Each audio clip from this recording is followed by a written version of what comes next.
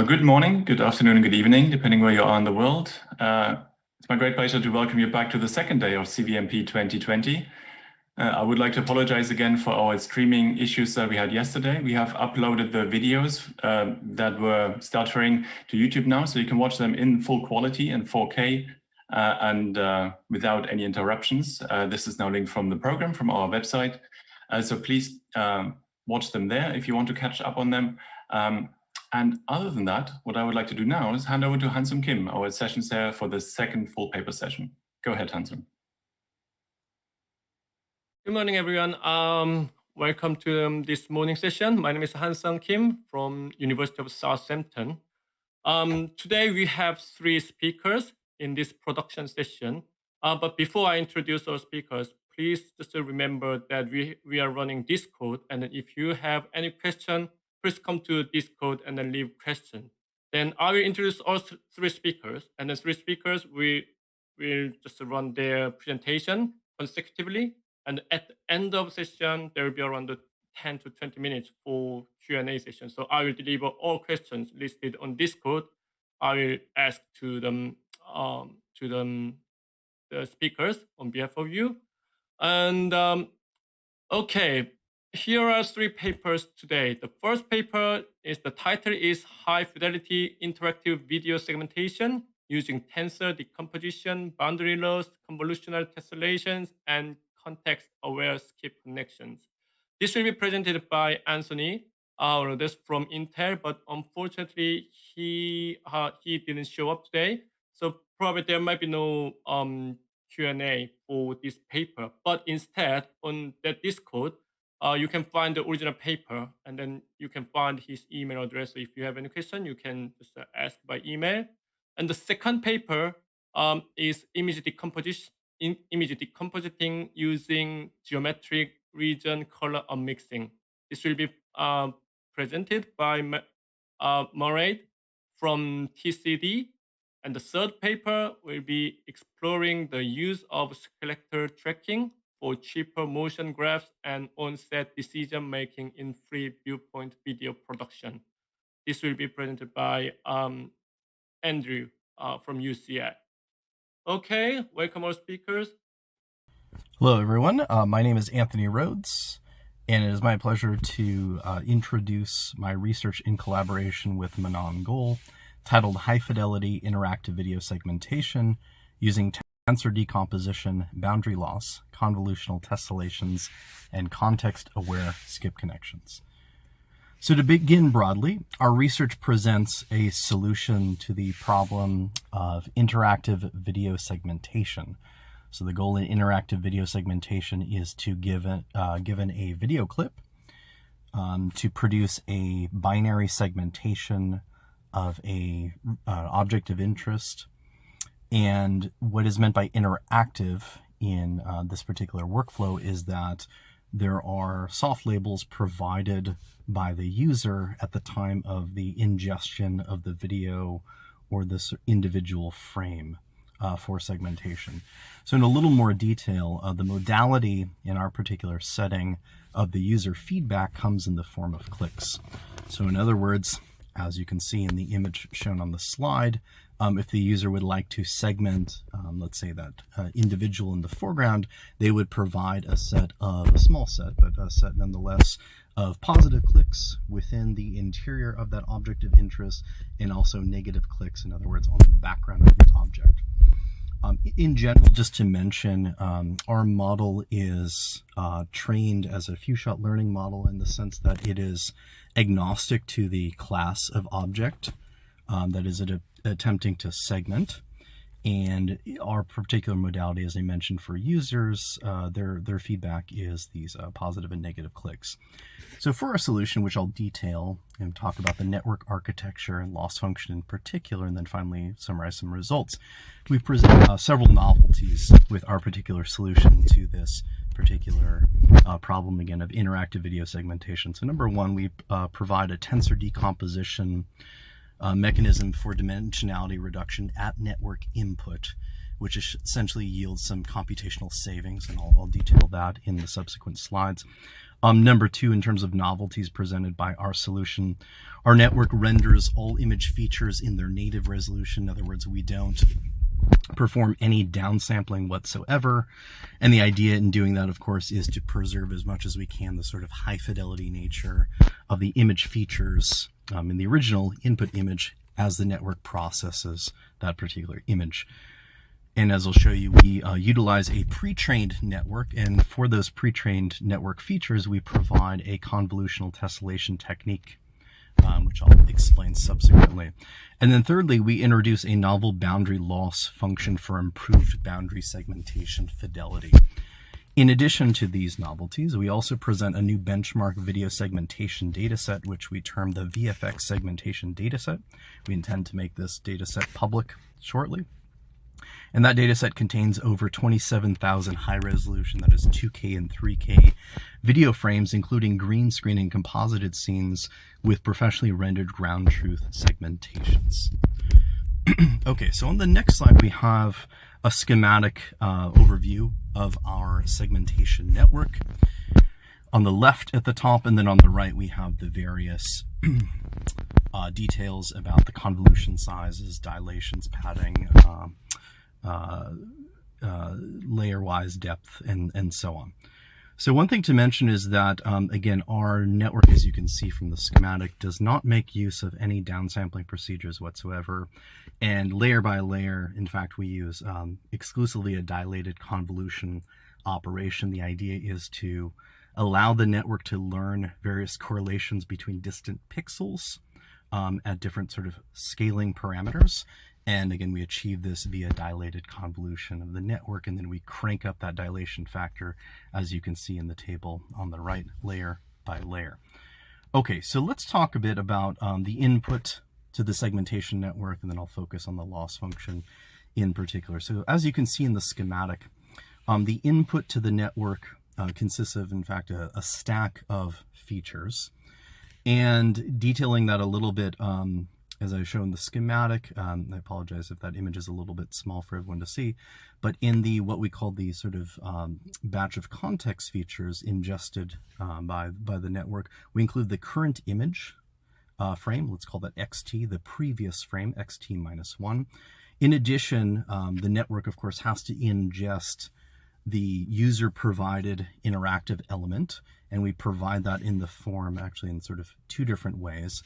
One, in addition to the input frame, the previous frame, we also include binary positive and negative user click masks.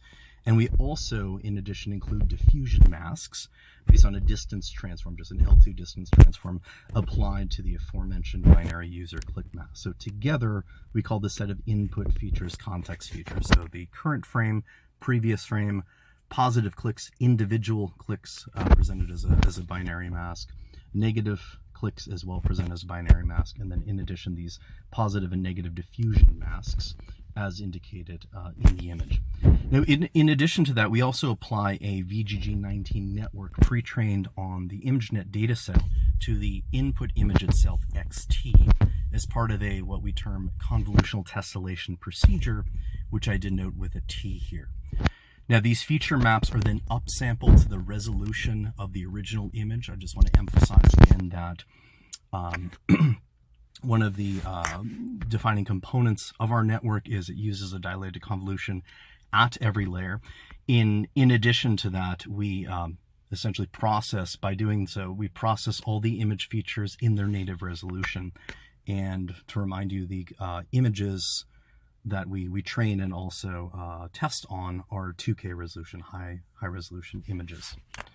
Okay, so these feature maps then, returning to the pre-trained VGG network, are then upsampled again to the resolution of the input image, which is 2K as I just mentioned, and then we subsequently apply a tensor decomposition to these dense feature maps denoted by the mapping phi there. Okay, so in total, the final input to the network consists of sort of two chief components. Once again, the aforementioned context features, and then also the end result of this convolutional tessellation procedure that is applied to the features rendered by the pre-trained network, in this particular case, VGG19, and I will detail the convolutional tessellation procedure in just a slide or two. And so the point here is that this is a pretty heavy bandwidth. There's a large feature stack that's being inputted into the network, and part of the motivation for applying this convolutional tessellation procedure and this tensor decomposition is to reduce the computational and memory overhead of that high dimensional input stack.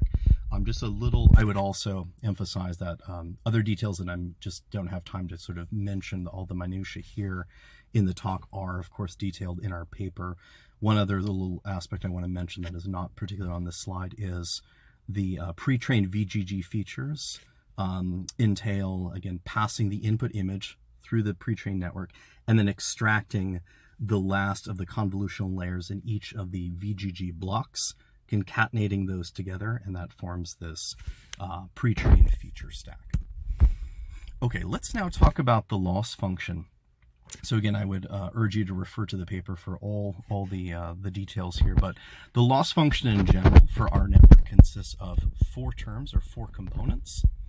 And in particular, I'm just going to sort of detail the components one by one here. So here's the first component, then the second, the third, and the fourth. So as a general overview, of course, what we'd like to do is get an accurate segmentation right at the end of the day.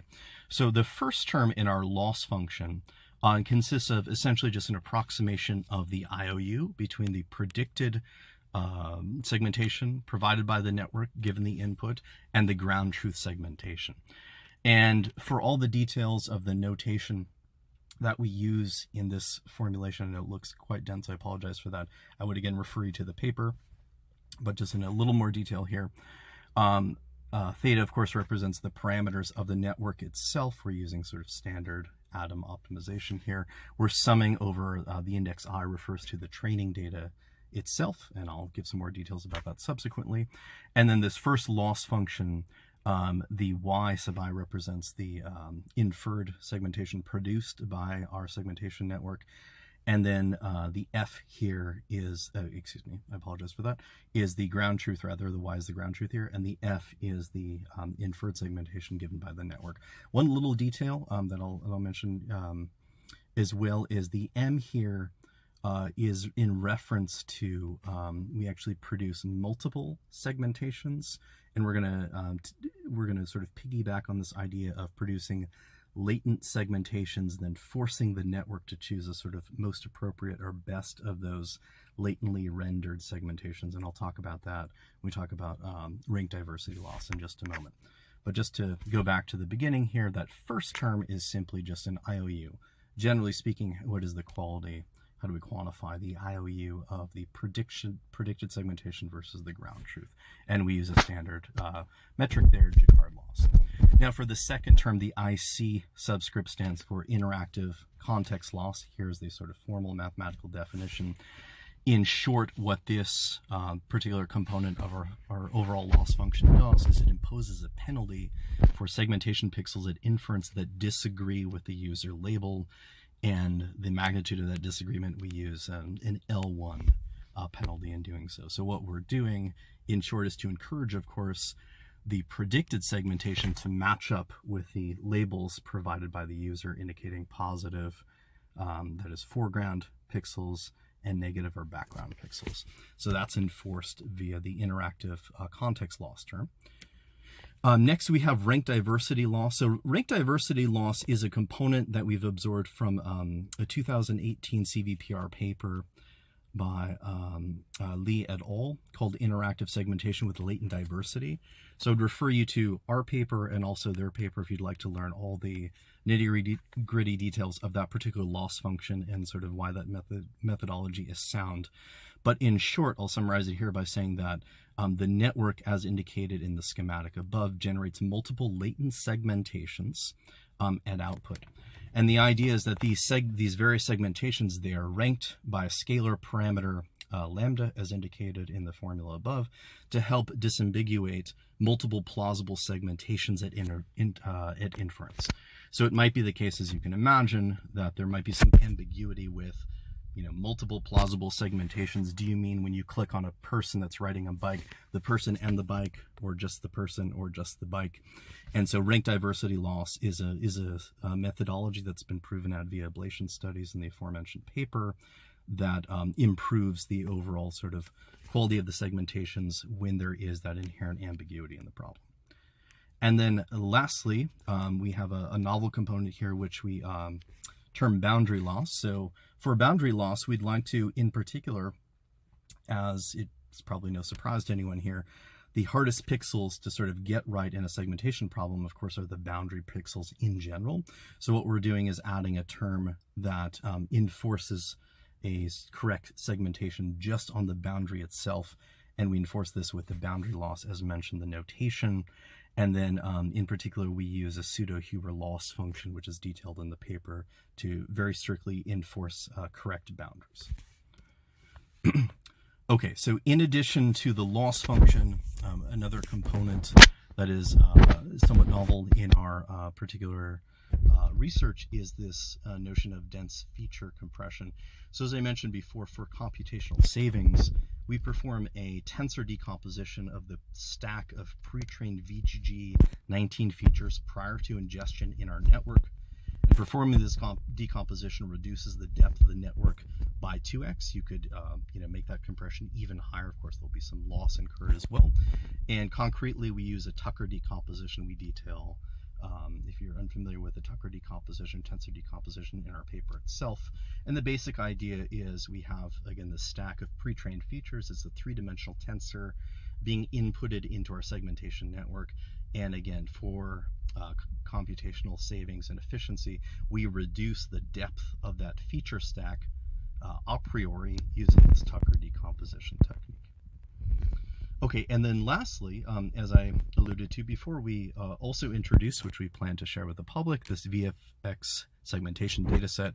So if people are familiar with the segmentation problem in general, there tends to be a dearth of quality segmentation data in which you can train on high fidelity, hand-derived or professionally generated segmentations. So we introduce an original high-resolution data set intended for pixel-level segmentation tasks. It consists, as I mentioned before, of 27,000 RGB 2K video frames across 208 different video clips. And the data set consists of professionally filmed human subjects in studio, green screen, and composited scenes. And each clip ranges in length from 100 to 400 frames each. And for each video frame, the ground truth segmentation consists of either a keyed alpha mask in the case of green screen data or hand-rendered binary pixel-level segmentation. Okay, and lastly, to summarize our experimental results, we trained our model using 14,326 2K resolution images. That consists of the part of the training set from the Davis video segmentation benchmark data set, and also our VFX segmentation data set. We trained for 85 epochs total. During training, we generate simulated clicks. The details are in our paper, but per image, it's between 1 and 15 total clicks. And we tested 1,622 test images from together the Davis and VFX segmentation data sets. And all test images were held out from training. Of course, for evaluation, we fixed the interactive parameter to 10 total clicks across all experiments. And in the end, we report IOU, or intersection over union, and also boundary IOU, a metric that we introduce here to get a quantification of the accuracy of the boundary prediction specifically.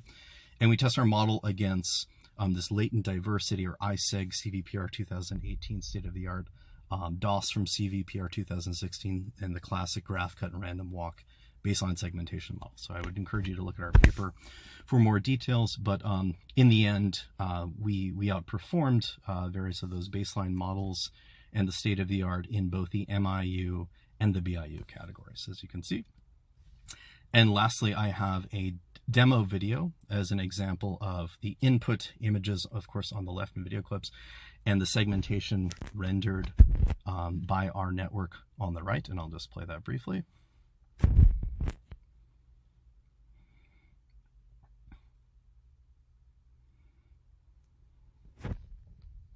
I just want to remind you the input and inference, this is done on a 2K resolution image in the end, and the output Segmentation, of course, is also 2K.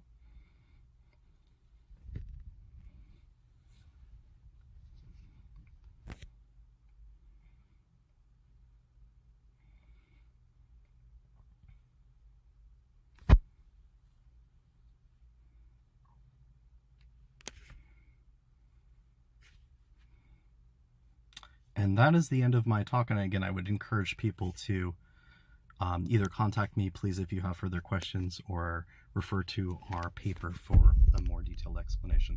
Thank you so much for listening. Hi everyone, my name is Mairead and I'll be presenting the paper Image Decomposition using Geometric Region Colour Unmixing. So this paper is on colour-based image decomposition. This involves taking an input image, from the input image computing a small palette of colours, with these colours representing the main colours in the input image. For each of the colours in the palette, we then estimate a layer, semi-transparent layer. Each pixel in this layer has an alpha value and a colour value, and when all of the layers are recombined, we will get the input image back. And what's nice about these kind of layers is they allow the artist to recolor layers, remove layers, add layers onto a different background, and you get some really cool results using your input image. So the first thing I want to do is I want to talk about some of the other state-of-the-art methods in this area. The first was that of Tan et al. In 2016, and this image decomposition technique was a purely geometry-based method. So given the input image, what they did was they took the RGB values of each of the colours in the input image and plotted them in RGB space, and they then computed the convex hull of these colours, and using the vertices that create the convex hull, they took each of these vertices as the colours in their palette. This is how they estimated their palette, and from this palette then they estimated their 6 layers in this case. So if you look at the results here on the right hand side, you can see that the colours in the palette are actually quite different, or can be quite different to the colours in the input image. So you can see that there's a bright green here, a red and a purple colour that don't really appear in the input image. And similarly, you can see that these layers then have colours that don't quite match the colours in the input image. Another thing to note about this method is that colours in the layers actually don't vary across the layer. So you can see the first layer here is a white layer, and actually all of the pixels in this layer are white. The only thing that's varying across this layer are the alpha values of these pixels. Similarly, we have the second layer here beside it, it's black, so each of the pixels in this layer are black, and the only thing that's varying is the alpha values. So this is the second, this is one of the methods. The second method then that I'm going to talk about is a method that was proposed by Hansung et al. In 2017. Now this method was a purely optimization based method. So for this technique they proposed a cost function to estimate both their palette and their layers. So they had to optimize these cost functions, which can be quite slow. So this can be quite a time consuming technique. But when we look at the results, we can see that the palette that was generated has colours that are quite faithful to the colours in the input image. Similarly, in terms of the layers, their colours are also quite faithful to the colours in the input image. And we can see in this case that the colours do vary across layers. So if we take a look at that layer in the bottom left of the grass, you can see that it contains lighter and darker shades of green. So colours are varying across the layers with this technique. So the goal of this paper is to combine the advantages of these two state-of-the-art methods. We want to estimate a palette and layers that have colours that are similar to the input image, and we want to do this using a geometric technique, since geometric techniques have been shown to be a lot faster than optimization-based approaches. So first I'll go through some of the rules that we're going to follow when we're doing this layer estimation. For each colour in the input image, we want to decompose this colour into a number of different layer colours, UI, such that each layer colour will have an associated alpha value, alpha I, and when we multiply these alpha values by our colour values, we'll get the original colour of the input pixel back. We also want to make sure that all of our alpha values will add up to 1 for each pixel, and our alpha values and our colour values should lie between 0 and 1. I also want to touch on barycentric coordinates. If you have a triangle in 3D and you have a point that lies on the face of that triangle, you can compute the barycentric coordinates of that point, and it will give you weights, Wi, that will allow you to represent your point as a linear combination of the vertices v1, v2 and v3. So by multiplying your weights by your vertices, you'll get your point or your colour C. And each of these weights, when they're added up, will give you 1, and your weights will lie between 0 and 1. So you can see that these barycentric coordinates or barycentric weights have similar properties to the alpha values that we're trying to estimate. So we're going to be using these barycentric coordinates in our own geometric estimation technique to compute these alpha and colour values. So the first thing I want to do is I want to explain how we compute our layers when we're given an input image and a palette of colours. So I'll go back to explain how we estimate that palette later on, but first off we're going to assume that we have this palette of colours. The first thing that we're going to do is we're going to plot all of these colours in RGB space. So that's these 4 colours here in RGB space. And we're going to use the positions of these colours in RGB space to split up RGB space into a number of different regions. And depending on what region a colour will lie in, that will determine how that colour is going to be decomposed into its particular layer colours. So the first region that we're going to consider is the region inside the convex hull of our 4 points. So the first thing we want to do is we want to compute the Delaunay triangulation of our palette colours. Because we have 4 palette colours in this case, this will give us 1 simplex. If we had more than 4 colours, it would give us a couple of different simplices. And for any colour that lies inside the simplex here in this case, we can compute the barycentric coordinates of that colour. That will give us those barycentric weights Wi that will allow us to represent our colour as a linear combination of the vertices v1, v2, v3 and v4. So in this way we can represent our colour as a combination of those palette colours, the v1, v2, v3 and v4. And since this is exactly what we want from our alpha values, we're going to let our alpha values be our weights, our Wi's, and our colour values Ui are going to be those palette colours, those VI, VI's. So that's how we decompose any colour that lies inside the simplex. They will be decomposed as a linear combination of those palette colours. The next region that we're going to consider is the regions that are perpendicular to a face on the simplex. So we have 4 faces on this simplex, 3 that we can see here, the green, yellow and blue faces. And the regions that are perpendicular to those are, say, this green region here, which is perpendicular to the green face, and these 2 other regions, the yellow and blue, that are perpendicular to the other 2 faces. So for any point that lies in any of these regions, we're going to define how we decompose them. So say we consider the first region. We have the point CF that lies in this region. In order to decompose this colour, the first thing we're going to do is we're going to project CF onto the green face, and that will give us a new colour C hat F, which now lies on the face. And then we can compute the barycentric coordinates of C hat F, and that will give us 3 weights, W1, W2, W3, and we can represent C hat F as a linear combination of those vertices, V1, V2 and V3. So now in order to decompose CF, what we do is we translate that triangular face so that it contains the colour CF. And now we can represent CF as a linear combination of these 3 new points, this V bar 1, V bar 2 and V bar 3. And that's using those barycentric coordinates, those Wi's again. So now we know how to decompose CF into 3 colours. And therefore we can let our alpha values be equal to those weights, those Wi's, and we can let our colour values be equal to those new points, those new V bar 1, V bar 2 and V bar 3. So in this case, the colours that lie inside these regions aren't decomposed into the palette colours, they're actually decomposed into a translated version of those palette colours. The next region that we're going to consider are regions above edges. So we've already dealt with the points that lie inside the green, yellow and blue regions, but what about the points that are the colours that lie between those regions? Well, we're going to, those regions are going to be regions above edges. And the first region that we're going to consider is the region, say, above this edge here. And the region above this edge is going to be bounded by 4 planes, these 2 red planes and these 2 blue planes. And say we had a colour CE that lay inside this region. Well, in order to decompose this colour, what we do is we project CE onto the 2 blue planes. And that will give us 2 new colours, C1 hat E and C2 hat E. And because CE lies on a line connecting C1 hat E and C2 hat E, we can write CE as a linear combination of these two new colours, and our weights W1 and W2 will add up to 1 and they will both be below 1. So again, what we're going to do is we're going to let our alpha values be equal to these two weights, and we're going to let our layer colours be equal to those new colours C hat 1 and C hat 2. So that's how we decompose any colour that lies in these regions above edges. And the third type, or the fourth type of region we'll consider, are regions near points. So in this case, these regions will be bounded by three planes.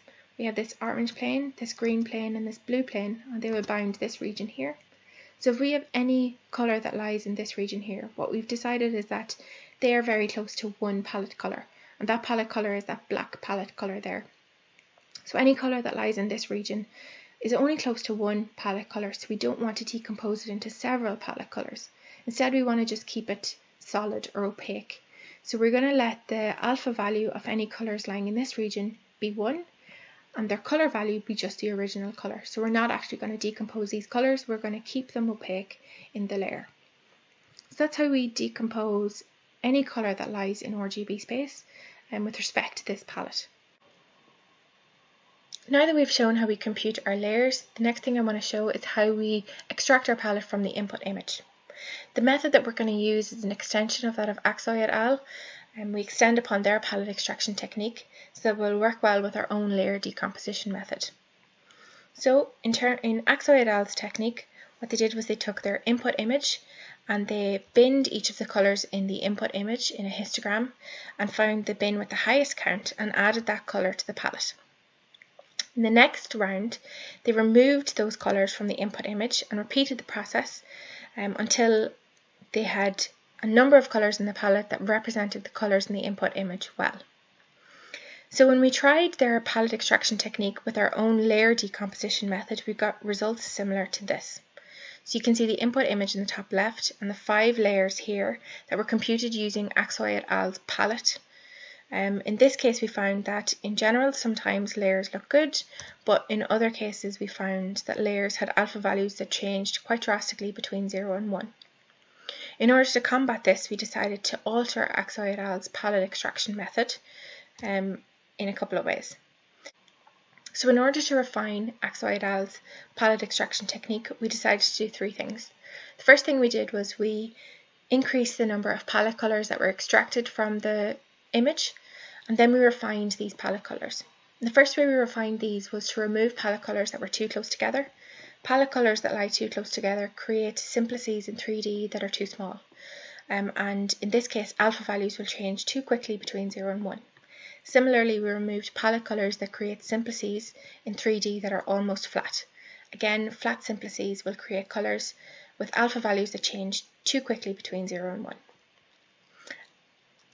In the next slide, we're going to compare our own palette results then with those of Aksoi and Tan et al.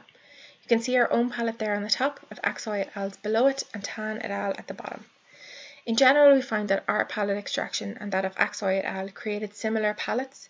The only real difference we found were in the number of palette colours that were estimated. Sometimes ours created more, sometimes Aksoi et al.'s created more. The real difference was the method by Tan et al. You can see that the colours generated in their palettes can be quite different to the colours in the input image. In this slide, we're going to compare the layer results of the 3 techniques, that of Aksoi et al., Tan et al. And our own. And we've highlighted in blue here some of the layers for Aksoi et al.'s technique and our own, just to highlight the similarities between the two. And in these layers, you can see that even the colour variation is similar across the 2 methods. In the next slide, again, we're comparing the 3 techniques, and on the top here we've highlighted in green the red layer across the 3 methods.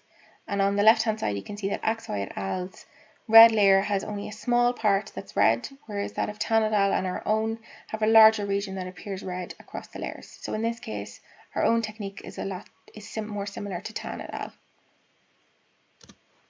In terms of computation time, in this slide we're comparing our result again to Tan and Aksoi. Ours is highlighted in red here on the left hand side as the image size increases, and on the right hand side we compare computation times when the palette size increases. As you can see, our own is comparable to that of Tan et al. And greatly outperforms that of Aksoi et al. Here we just show our Layer is being used for recoloring and compositing applications, and you can see that it handles semi-transparent objects and bokeh very well. So in conclusion, we've presented a geometric approach for image decomposition that computes both the palette and its associated layers very quickly. Results are high quality and comparable to state-of-the-art layer decomposition techniques. Layers present high quality results when used in applications such as recoloring and compositing, and in future work we're going to consider using our geometric method in extended higher dimensional spaces such as RGB XY. Thanks for listening. Hi, I'm Andrew MacQuarrie. Today I'm presenting the paper Exploring the Use of Skeletal Tracking for Cheaper Motion Graphs and On-Set Decision Making in Free-Viewpoint Video Production. It was written by myself and Anthony Steed, and we're both from University College London. So first of all, I wanted to talk a bit about what I mean by Free-Viewpoint Video, or FVV. So FVV is filmed content that supports viewing with 6 degrees of freedom, meaning that if you move your head from side to side, you're still viewing the content perspective correct. And this makes it an ideal content creation tool for VR and AR because these headsets support viewing with 6 degrees of freedom. The two example images that you see here are Microsoft Mixed Reality Studios. The one on the left is in America, the one on the right is Dimension Studio, who are based in Wimbledon in London, who we film some content with. In both of these examples, you can see that there's a central character performance which is surrounded by lots of cameras all facing inwards, capturing the performance from multiple perspectives simultaneously. So then after the character performance, there's a very data-heavy 3D reconstruction step, which uses techniques like segmentation and depth from stereo to reconstruct the shape of the character performance for each frame in the video. And then this shape is then textured using data from the RGB cameras to get the surface appearance. So you get both the 3D shape and the appearance captured for every frame of the video. So the output of this process is an FEV avatar. These are 3D avatars with animated mesh geometry and a video texture. These examples here is some content that we captured with Dimension Studio. You can see on the left the textured version, and on the right you see the 3D geometry. And these are really very high quality. You can see that they're really approaching photorealism in this context. And our content, and as far as I'm aware, all commercially available FEV content, is temporally unstructured, meaning that the underlying mesh geometry changes completely every few frames. And this allows the avatars to be very flexible and represent rapidly changing shapes. So why do we think FEV is interesting? Well, there's a really big increase in the number of pieces of content that are using this technique. This is an example of a piece of content from 2017 from Blade Runner 2014 Memory Lab.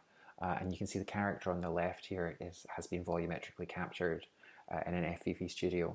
And a recent estimate said that there were now 51 commercial FEV studios worldwide, which is a massive growth within the last 5 years. And so because this content is captured from the real world, it means that there's no 3D modeling required. So it's much more similar to a video production type pipeline that a lot of people are going to be used to. And the content that you get out is in some ways more realistic than motion capture performances that are applied to rigged avatars. For example, you get things like the very realistic cloth dynamics because the surface appearance and dynamics have been captured. So although there's a lot of advantages to FEV content, there's also challenges. One of the biggest ones is cost. The 3D processing step, because it's so data intensive, it's very expensive. So it costs around £6,000 per minute of rendered content at the moment. So that's about £100 per second just to perform the 3D processing. Also, the experiences can lack interactivity. Because they're fixed at the point of filming, like a video, they can't really interact with you and respond to user input in the way that you would expect from a rigged avatar, for example. And also there's a lack of feedback on set. Because the 3D processing can take days, you don't get on-set volumetric playback, so you can't necessarily tell if a shot has worked on set, which means that you might have to do expensive reshoots later on because you can't watch it back in the head-mounted display. So one way to address the cost issue is through content reuse. So for example, you could use motion loops where you process quite a short piece of content and then repeat it. So this is useful if you have, like for example, a walk cycle, where the repetitive motion of the cycle means that you can look back into the content in a way that it can easily be disguised. And one possible technique to address the lack of interactivity is through motion sequences. So this is where you stitch together chunks of motion. So for example, somebody running, somebody stopping, somebody turning, and you stitch those together at runtime so that the character can have interactivity. And in order for these to be believable, both the motion sequences and the motion loops, you need to find match points. So this is points at which the shape and the dynamics of the character are similar enough that the cut between the clips won't be discernible. And that's what this work is concerned with, that we're trying to find these match points between the different clips. In both cases, you're constructing a graph of different motion clips, where the cut between the different clips is where the frames appear most similar. And there's been a lot of previous work, some from Surrey and from Microsoft and from others, looking at how to identify these match points using the reconstructed meshes. And these produce really brilliant results. You get really excellent visual results from this.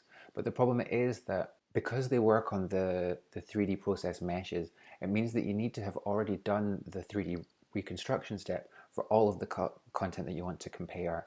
And that's the most expensive part, doing that reconstruction. So you're putting in a huge amount of effort up front for content that may not actually be used in the final output.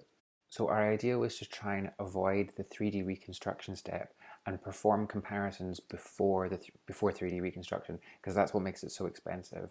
So the idea was to use skeletons. Because these studios tend to use structured infrared light already, it means that you can't use off-the-shelf depth sensors like the Kinect, for example. And also because the capture captures the surface appearance, it also means that you can't place markers on the actor.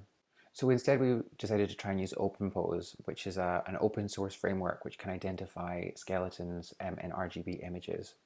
And the questions we were really trying to ask here were, can skeletons, which are tracked via OpenPose, actually even work in this context? Can they be used to identify match points?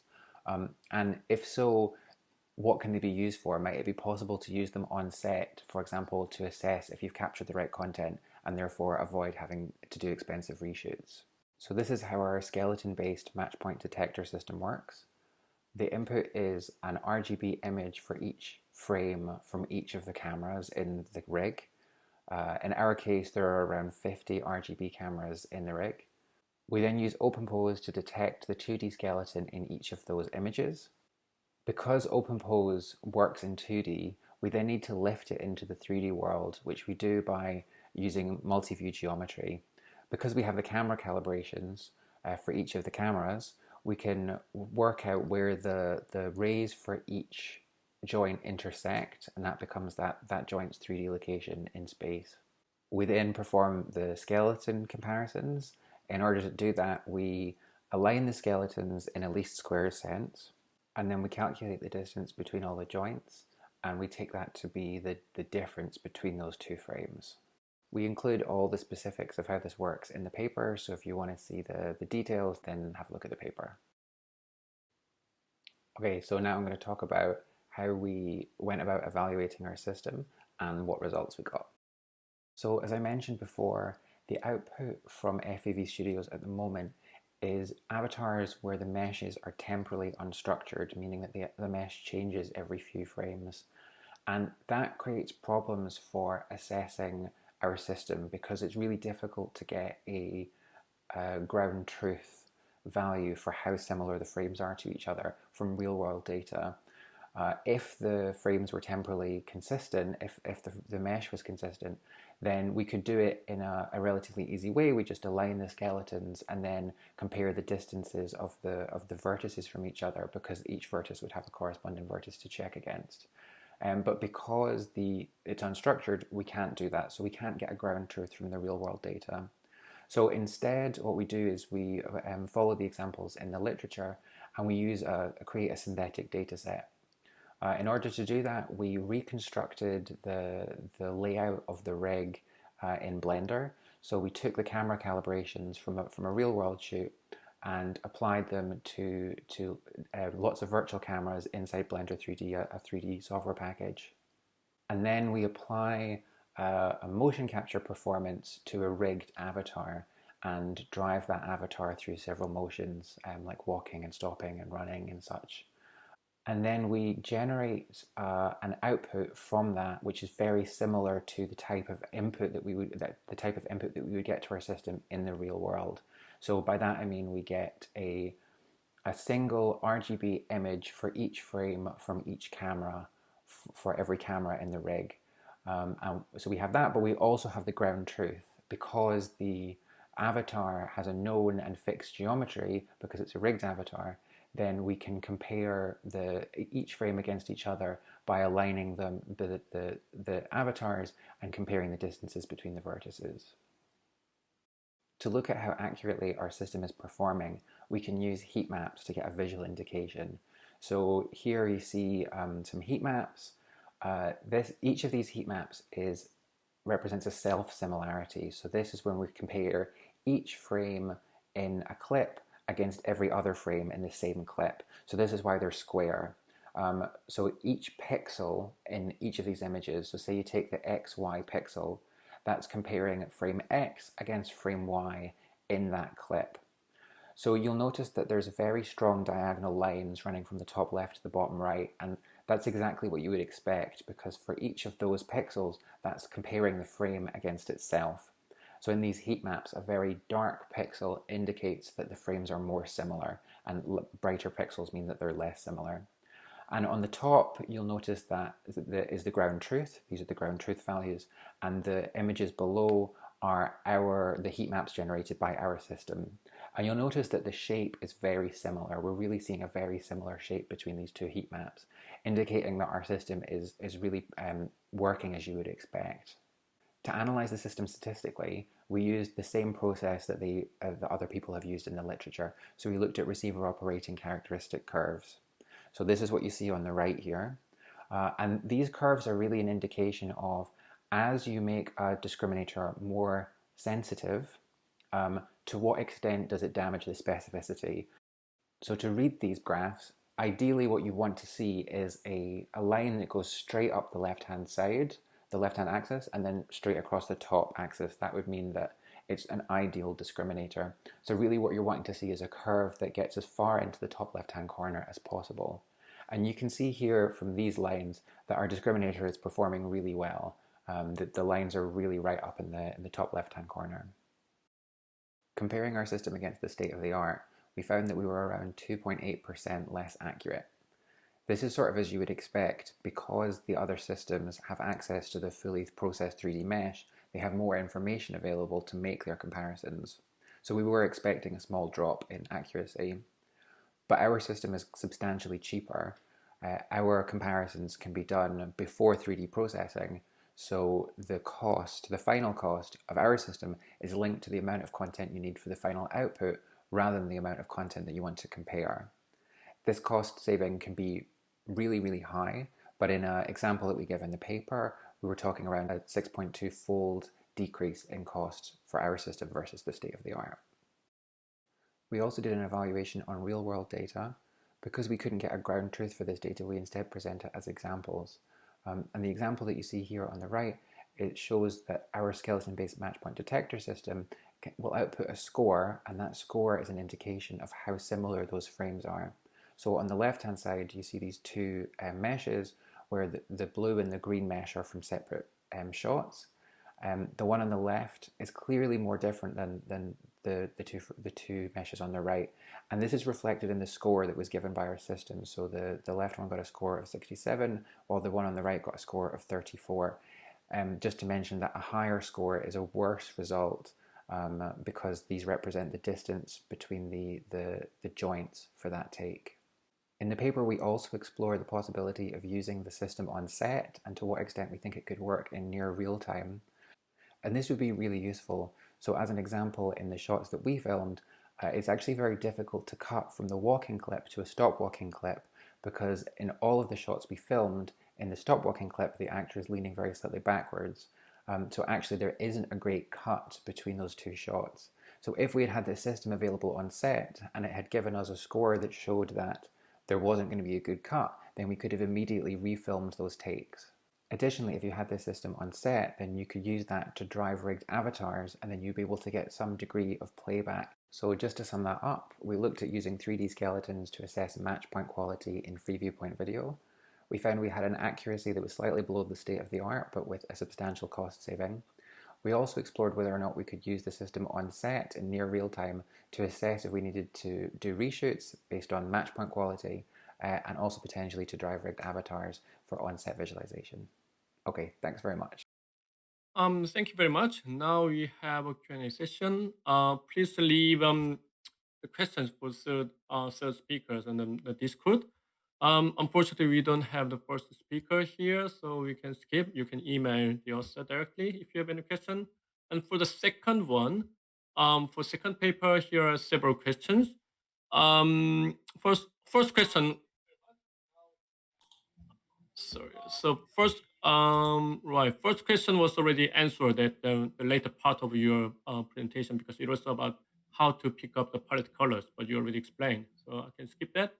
Second question is, do you think it would be interesting to try other color space beyond RGB space? Yeah, so whenever we were testing this method, we tested LAB space as well. So we looked at both RGB and LAB. The only real difference we found was that we had to tweak some of the parameters when we were testing LAB to make sure that the palettes were nicely positioned in the color space to make sure that they worked well then with our image decomposition. But in terms of the results, we found that the results didn't differ all that much between RGB and LAB. So that's why we went with RGB space. So just even in terms of those two color spaces, we didn't find much of a difference. So yes, I think those two are interchangeable anyway. Okay, thank you very much. And there's another question. Is it possible to do something similar for video sequence? Yeah, so we didn't test this on a video sequence yet.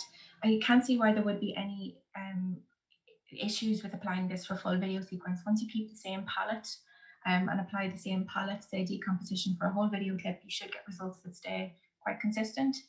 What is interesting though is that because this is a geometric approach, say in RGB space, there's nothing to stop you extending this to higher dimensional spaces. So we do want to look at maybe extending this to say 4D, which would be RGB plus time. So you could add this temporal space in there as well and use this to process your video clips. So then if you did have any temporal consistencies without taking into account the temporal domain, hopefully by extending to 4D space, that would overcome this and you could get really nice temporally consistent results by extending it to 4D space. So yeah, so I think we should be able to get good results with video, possibly with just RGB, but hopefully then we could also add in a temporal domain and improve it again. Okay, thank you very much. I have one additional question about picking up decision of palette colors. If your palette color decision was wrong, if you pick up some wrong colors, which does not really present the image very well, then what kind of artifact do you get? I think you would just get layers that maybe didn't have many colors on it. So if you had a palette color that was very far away from any of the colors in the RGB image, then you wouldn't get any colors, say, appearing on that layer. So it shouldn't have too much of a bad effect on your results at the end of the day. Okay. Thank you. Thank you very much. Maybe we can move to the third paper. Some people are now typing some questions. During they just put their questions. Maybe I can ask some questions to Andrew. So in your case, you have several actions to combine them. But if some similarity scores are too low between two actions you want to concatenate, then what kind of artifact do you get? There is some jump or some kind of a blending, smoothing. What kind of for example, you have like a jump and a walking, but there's no similarity, right? Then what happens then? Yeah, I mean, so it depends. So we didn't blend the clips. So the stuff that we have shown is they're just concatenated. So ideally, we're trying to find a point at which they're really similar together. There are ways to concatenate them. There are ways to blend them, even if they're unstructured. So you basically like create a mesh somewhere in the middle, and then there's a blend between them.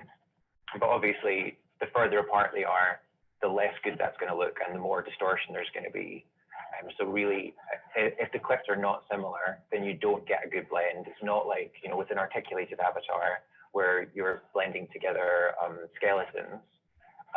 There's a very easy way to fill in those gaps because you sort of know how the skeleton is going to deform and you can just interpolate between them. But in this context, it really doesn't work at the moment. All right, okay. Yep, thank you for your answer. Here's one question. In your mocap system set up for open pose, how many cameras did you use? Is the kind of additional question. Yeah. Yeah, so we used all of them. We used every RGB camera that was in the rig, which is a lot. So because it's the volumetric capture studio there's 100 cameras in total, but only about 50 of them are RGB. So there's 50 different viewpoints in this example. So we have a lot, which makes the processing quite heavy because you have to process the video feed for each camera.